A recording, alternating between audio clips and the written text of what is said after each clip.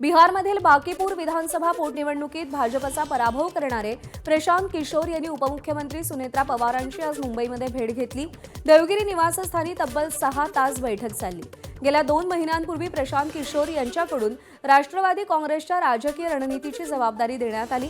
आगामी निवडणुकांबाबत प्रशांत किशोर यांनी मार्गदर्शन केलंय। भाजपवर सातत्याने टीका करणारे आणि बिहारमधील निकालानंतर पुन्हा चर्चेत आलेले प्रशांत किशोर यांच्या या भेटीमुळे महायुतीत राजकीय चर्चांना उधाण आलंय।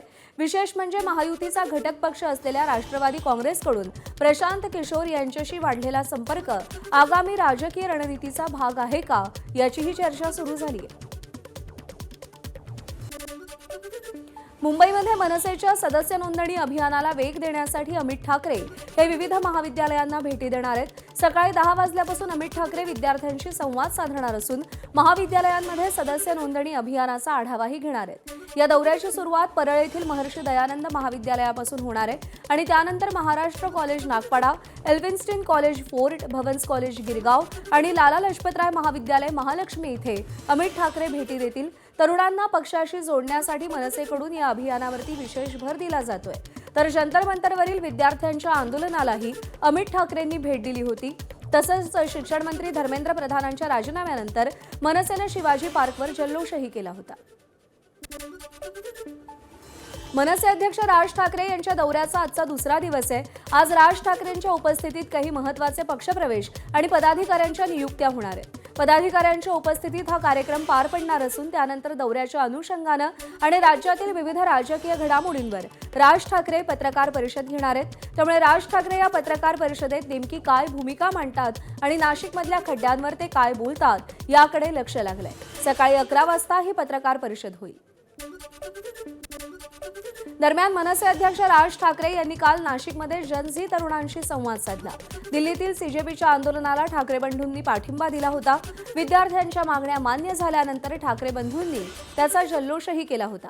विद्यार्थ्यांच्या अपेक्षा काय आहेत याबाबत राज ठाकरेंनी नाशिकमध्ये तरुणांशी चर्चा केली आणि यावेळी मोठ्या संख्येने तरुणांची उपस्थितीही होती। कॉमनवेल्थ गेम्समधील सुवर्णपदक विजेता खेळाडू दिलीप गावित आणि त्यांचे प्रशिक्षक वैजनाथ काळे मनसे अध्यक्ष राज ठाकरेंच्या भेटीसाठी आले होते, परंतु त्यांना तब्बल 2 ते 2.5 तास ताटकळत राहावं लागल्याचा प्रकार समोर आलाय।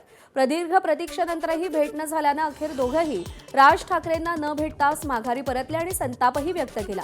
त्यानंतर निघून जाणाऱ्या गोल्ड मेडलिस्ट दिलीप गावित आणि कोच वैजनाथ काळे यांची मनधरणी करण्याचा प्रयत्न मनसे पदाधिकाऱ्यांनी केला, मात्र भेट द्यायची नाही मग बोलावला कशाला असा सवाल त्या दोघांनीही उपस्थित केला। भंडाऱ्यातून एक अत्यंत धक्कादायक बातमी। 3 वर्षांच्या चिमुकलीवरच्या अत्याचारानं भंडारा हादरलाय। एका 3 वर्षीय चिमुकलीला आमिष दाखवून सार्वजनिक शौचालयात नेऊन तिच्यावर अत्याचार करण्यात आला आणि या घटनेमुळे संपूर्ण भंडारा शहरात तीव्र संतापाची लाट उसळली आहे। 30 वर्षीय आरोपी रोहित वासनिक यानं चिमुकलीला शौचालयात नेऊन अत्याचार केला, मात्र बालिकेने आरडाओरडा केल्यामुळे परिसरातील नागरिकांच्या ही बाब तात्काळ लक्षात आली आणि घटनेचं गांभीर्य पाहून संतप्त नागरिकांनी नराधम रोहित वासनिक याला जागेवरच पकडून चांगला चोप दिला।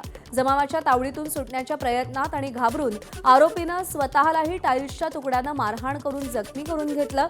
यानंतर पीडित बालिका आणि जखमी आरोपी या दोघांनाही उपचारासाठी भंडारा मेडिकल कॉलेजमध्ये दाखल करण्यात आलं। आरोपी हा अविवाहित असून तो गुन्हेगारी पार्श्वभूमीचा असल्याचं समोर आलंय। दरम्यान 3 वर्षांच्या चिमुकलीवरील अत्याचार प्रकरणी आज भंडारा बंदची हाक देण्यात आली आहे। शहरातील अनेक दुकानं बंद ठेवण्यात आली आहेत। याचा आढावा घेतलाय आमच्या प्रतिनिधींनी, पाहूया। गुजरातच्या मोरबीमध्ये एक अजबच प्रकार समोर आलाय। विहिरीमध्ये चक्क समुद्रासारख्या लाटा उसळू लागल्यात। भूगर्भातला चमत्कार पाहण्यासाठी आता गर्दी वाढू लागली आहे। तिथल्या जिल्हाधिकाऱ्यांनी अभ्यासाचे आदेश दिलेले आहेत। विहिरीतलं पाणी हेलकावे खाताना दिसतंय।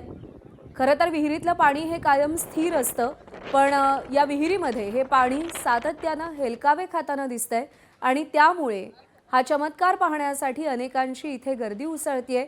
यामागे नेमकी काय कारणं आहेत, भूगर्भातल्या हालचालींचं यामागे कारण आहे का, या सगळ्या संदर्भात अभ्यास करण्याचे आदेश जिल्हाधिकाऱ्यांनी दिलेले आहेत।